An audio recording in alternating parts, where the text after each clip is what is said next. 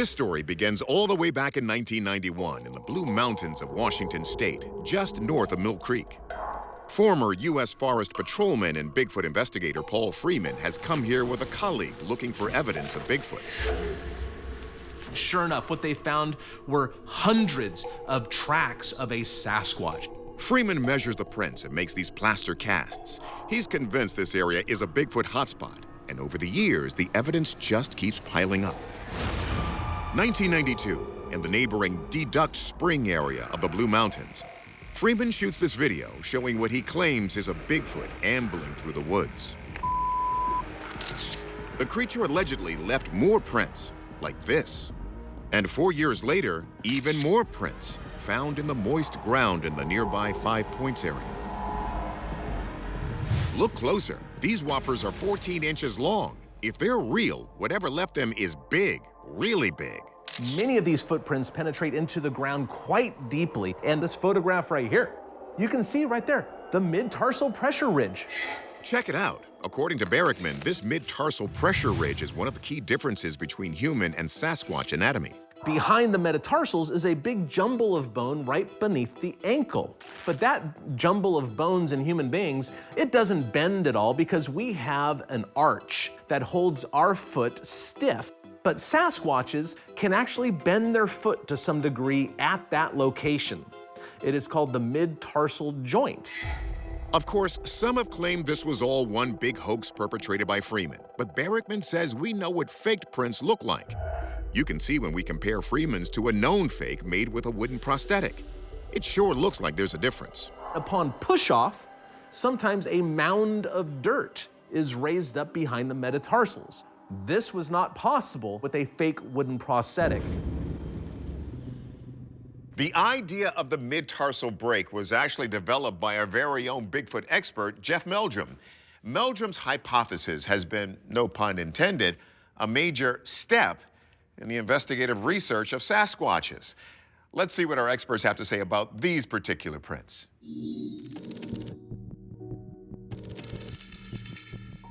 Anthropologist Kathy Strain explains there's always been some skepticism when it comes to the findings of Paul Freeman. A lot of people said he found so much evidence. He was outside all the time, and he found prints here, and he found prints there. And he has that well-known video that there's just no way that he could be authentic. We know Professor Meldrum believes in Bigfoot, but he's also on the lookout for any potential hoaxes. That's why Meldrum decided to drop in unexpectedly on Freeman to verify his evidence firsthand. I was a bit incredulous, but I thought, what have I got to lose? Then he saw the latest 5 Points tracks up close. Meldrum quickly concluded they couldn't be prints from some local animal. And the most likely candidate out there is the bear. The bear isn't completely flat-footed. Its heel does not entirely rest on the ground. The heel of a bear has a very pointed in appearance as opposed to the very rounded, full heel pad of the Sasquatch foot. But the real aha moment was, you guessed it, evidence of that same mid-tarsal ridge ruling out prints made by any human foot. The heel is elevated, this retaining that midfoot flexibility, the advantage of a very flexible grasping foot for climbing up into trees. Another one that jumped out is this track from Mill Creek in 1991, separated by a considerable number of years, and yet showing this exact proportions, the orientation. Now, to quote Lewis Carroll, it gets even curiouser. Since all of these prints show evidence of the mid-tarsal ridge and are the same size, Meldrum and Cliff Barrickman not only believe that these prints are real, but that they could be coming from the same individual specimen of Bigfoot. This particular animal's footprints have been found on a number of occasions. In 1991, 1992, 96. There were remarkable similarities that suggested these could in fact be the same individual. And get this, based on research, Meldrum thinks Sasquatches can live to be about 30 to 50 years old. So this specimen could very well be at least 15 to 25 years of age. This evidence demonstrates the existence of an unrecognized species. Our verdict? Potential primate print. We're sure these prints don't come from a bear. They sure look different from known fakes. And that midtarsal ridge appears to eliminate the human foot, too. If they're real, they could be valuable evidence in proving Bigfoot's existence. It's July 2016 in the Pisgah National Forest in western North Carolina. 2 astronomy-grade cameras have been installed by Appalachian State University astrophysicist Dr. Dan Caton to observe the Brown Mountain Ridge every night. And now they seem to have captured something inexplicable. Anomalous white lights blink on sporadically in the night sky high above the ridge and over the street lights down in the town. In the span of about 20 minutes, they appear at least 4 times.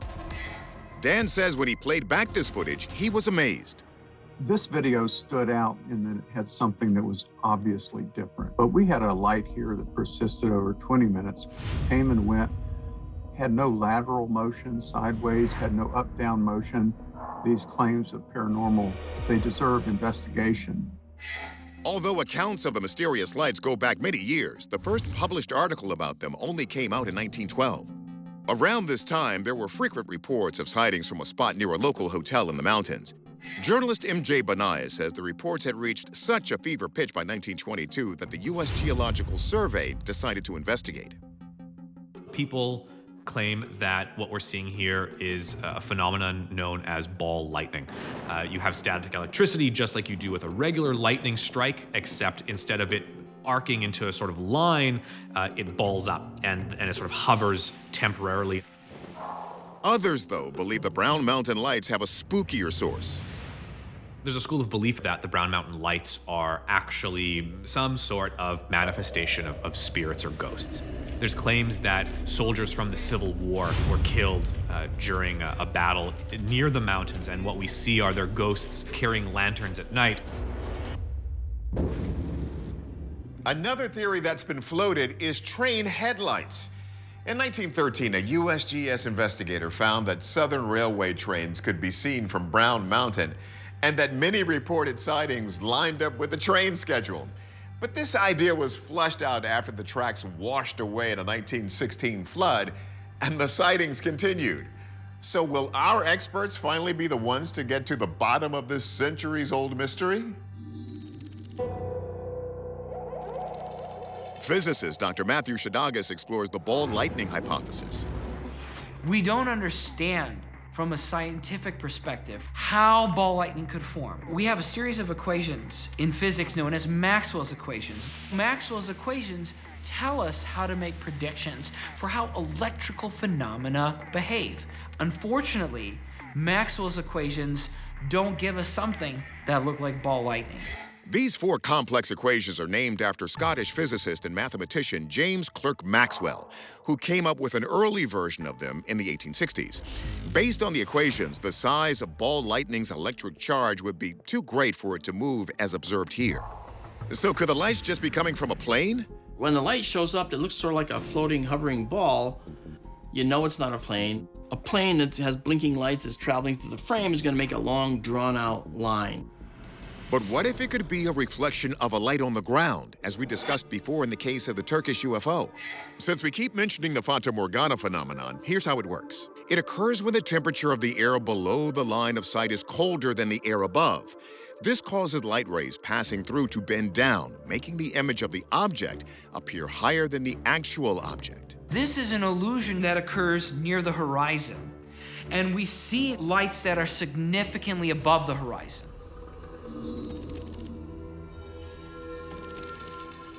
The high altitude of the lights doesn't seem to make much sense for the Fata Morgana theory, and the conditions need to be just right to create such an illusion.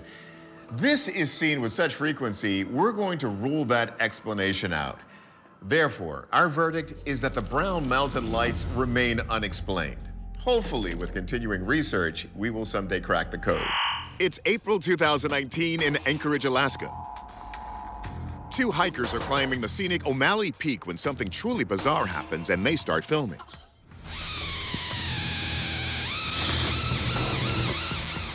As one of the hikers reaches into the sky, a strange buzzing sound fills the air. She appears to be able to manipulate the sound by squeezing the air and placing her hand on her head. She winces as the sound continues, as if she can feel the disturbance coursing through her. I don't like how it feels. I'm putting my hat back on.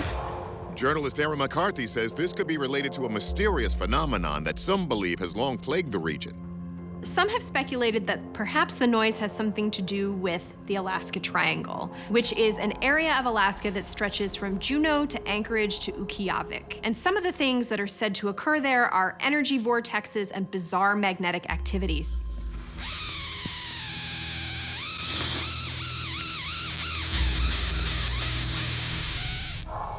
McCarthy says a number of unexplained incidents have occurred in this geographic area that ended in tragedy. In 1950, a U.S. military plane went down in the Alaska Triangle, and 44 people on board disappeared without a trace. Then, in October 1972, a plane carrying 2 congressmen went down in the Alaska Triangle, and no trace of that plane has ever been found either. But McCarthy says there's an even more nefarious idea about what could be causing this strange mountaintop anomaly. Another theory is that this maybe is 5G. 5G is a wireless network that can be used to transmit information over radio waves. Some believe that 5G caused mass bird die-offs, harm that has come to trees, and some even believe that it can cause cancer or other health issues.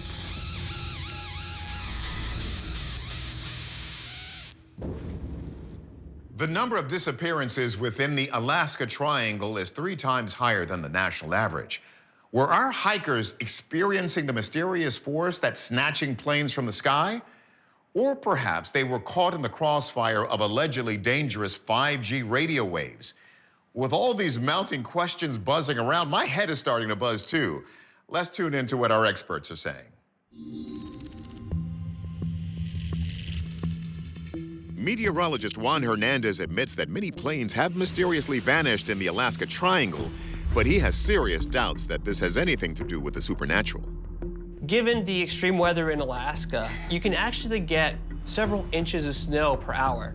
So if there is a plane crash, it's possible within a matter of hours that is completely covered by snow. Something that goes missing in Alaska is going to be extremely difficult to find. So could our hikers have been intercepted by supposedly harmful 5G waves? Physicist Dr. Matthew Shadaga says there's no scientific evidence supporting this. 5G does not have any visible or auditory effects, simply because it's the wrong wavelength, frequency, and amount of energy. If they were able to do any sort of harm, then so can visible light colors, which contain significantly more energy. So if it's not 5G and it's not the Alaska Triangle, what's really going on here? Shadaga says the answer is shocking. I actually fear for the safety of the individual in the video, because what we're seeing is a relatively common occurrence before a lightning strike. Hernandez explains that cold weather conditions like those seen in the video can cause a buildup of electric energy. It's possible that she is somehow interacting with the electric field in the area and creating a static electricity. A lot of times when we feel static charge, that usually means that lightning is very close to striking. Lightning occurs when electrical charges in the air and on the ground reach a critical imbalance. There's a moment before it strikes when static electricity is building in the air near the ground. The rapid transfer of energy restores the equilibrium. And Shadaga says this buildup of energy can create a sound.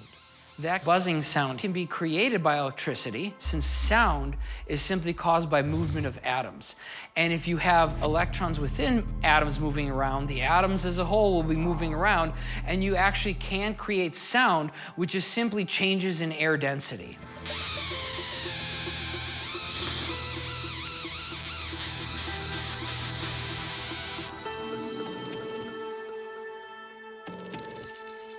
Our verdict? This was simply a buildup of static electricity, and a dangerous one at that. But thankfully, our hikers made it out alive and well.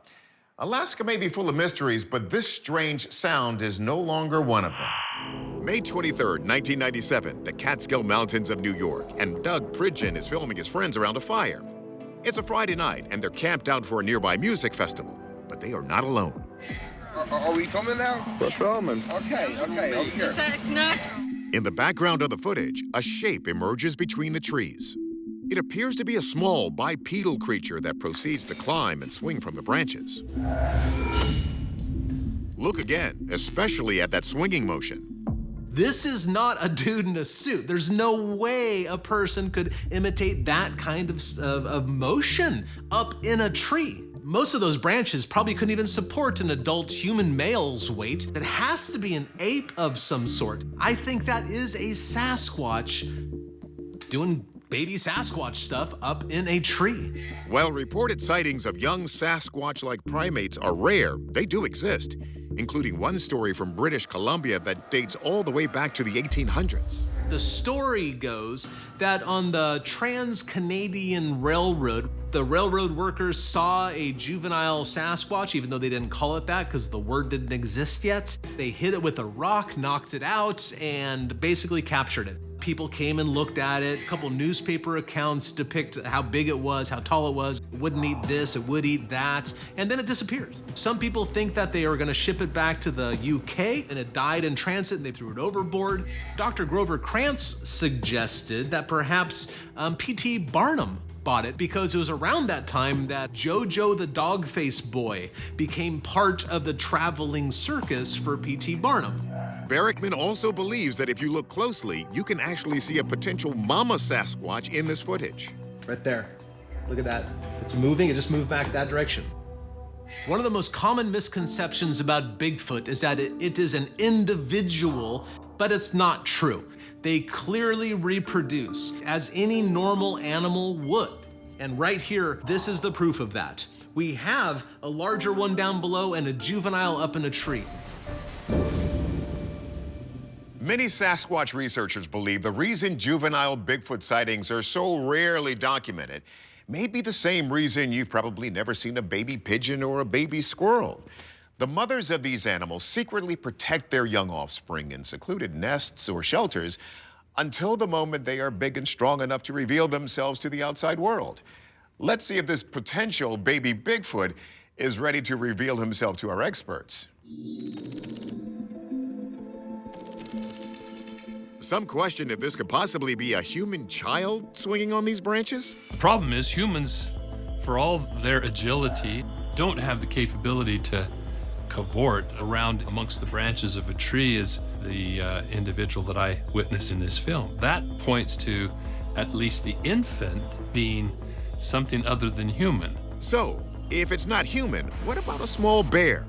Infant bears are known to climb trees, but Meldrum says this creature's anatomy is much closer to an ape's. Its limb proportions aren't that different from a small chimpanzee. Either what we're looking at is something like a chimpanzee infant, or it is a young Sasquatch. Private investigator Steve Culls was one of the first people to investigate this mysterious video.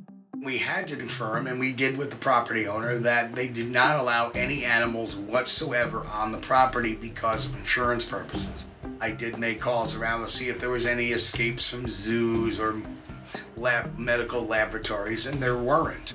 We checked with wildlife biologist Stephanie Manka to see if she could shed any light on this potential primate. So based on primate behavior, I would expect the young to be closer to the adult because primates, they tend to have fewer young, and the young tend to stay around the mother for a long period of time.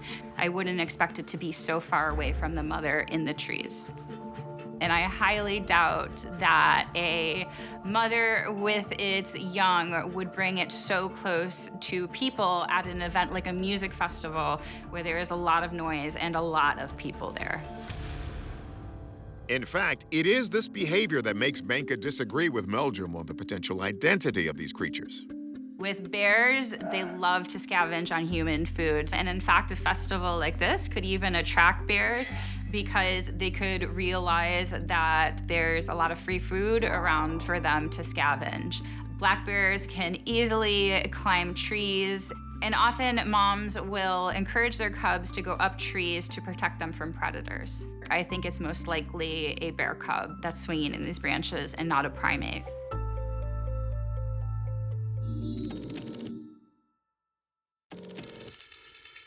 Our verdict? Unidentified animal.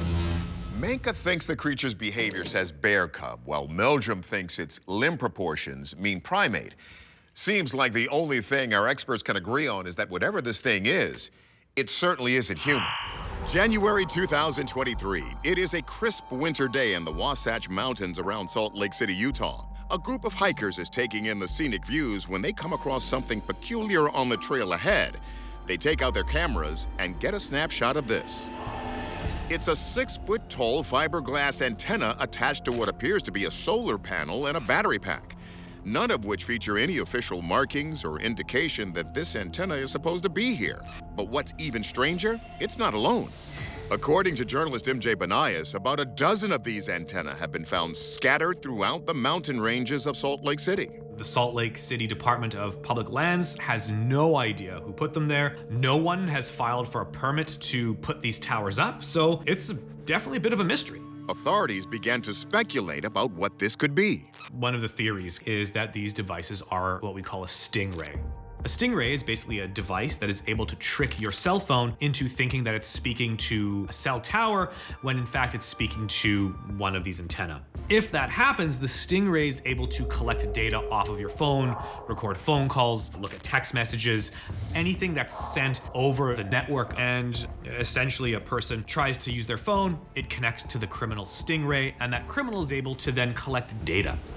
If these are stingrays, who could be the target? Banias notes one of the country's most vital intelligence organizations, the National Security Agency, is known to operate a large data center near Salt Lake City.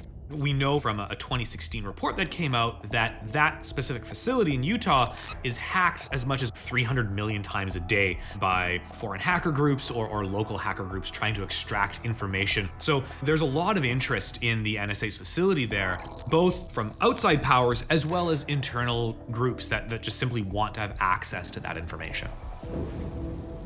This isn't the first time a mysterious object has popped up in Utah. You may remember we previously covered the story of this large, shiny silver pillar. Many speculated it was of alien origin. We determined it was likely an art installation or hoax. But this antenna looks more practical and frankly a little scarier. Let's see if our experts can put our mind at ease. We asked physicist Michio Kaku, could this be a stingray? I don't see anything like that here. Nothing that sophisticated. You have a solar panel, but they're very cheap. You can even make an antenna by yourself. And there's a power supply and a processor that you can get off the shelf at an electronics store. If I was an agent wanting to eavesdrop on American military facilities, I would want a much more powerful device here. And not only that, I would have concealed this equipment. There's no attempt to hide this thing at all from prying eyes. We're talking about a pretty amateurish setup. Since stingrays intercept cell phone data, they're equipped to operate in 4G or 5G platforms like most cell phones. But as science writer Mick West points out, the antenna discovered here seemed designed for something else entirely.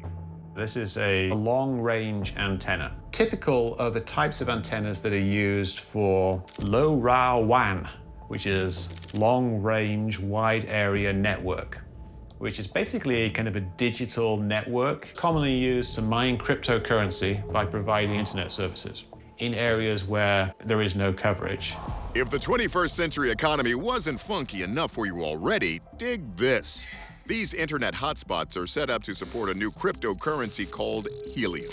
Helium networks use long-range, wide-area networks to support their crypto exchange. People who set up hardware that support and expand that network coverage, like these antennae, are paid in crypto tokens whenever their hotspot is used by the network. The more traffic across your network, the more tokens. And though these helium miners may not have permission, they do have location. Just simply by providing this service in this location, which doesn't have any other stations, they get all of the tokens, and so it can be quite lucrative. Kaku concurs. He says this explains the location of these devices on an isolated trail at elevations over 7,000 feet.